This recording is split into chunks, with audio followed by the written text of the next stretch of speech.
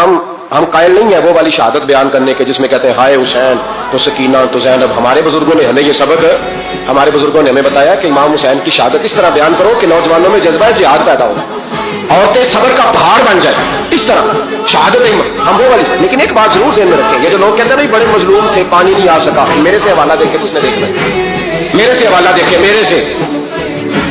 हजरत इमाम हुसैन मैदान करबला में थे तो थोड़ी सी जगह खोद के ना इमाम हुसैन ने तो खंदक खोदी। खंदक खोदना अरब का रिवाज था, मदीने में भी खंदक खोदी गई, उसका नाम ही जंग खंदक। तो खंदक खोद के ना आग जलाई जाती थी, ये हिफाजत का एक जरिया था ताकि दुश्मन ना आए।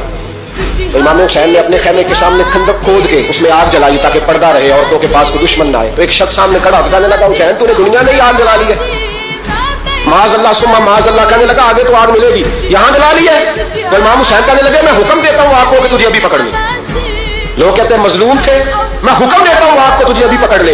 ये लफ्ज इमाम हुसैन ने कहे। मैं 3 किताबें तो मेरी लाइब्रेरी में अभी हैं जिनमें हवाला 3 कुतुब से, और आज कल परसों की किताब नहीं सैकड़ों साल पुरानी। जब कहा ना मैं हुक्म देता हूँ तो वो आदमी घोड़े से नीचे गिरा, घोड़े से नीचे गिरा और घोड़े की रिकाब के अंदर उसका पैर उलझा, घोड़ा डर के इतना दौड़ा के जाके उस आदमी को आग में फेंक दिया।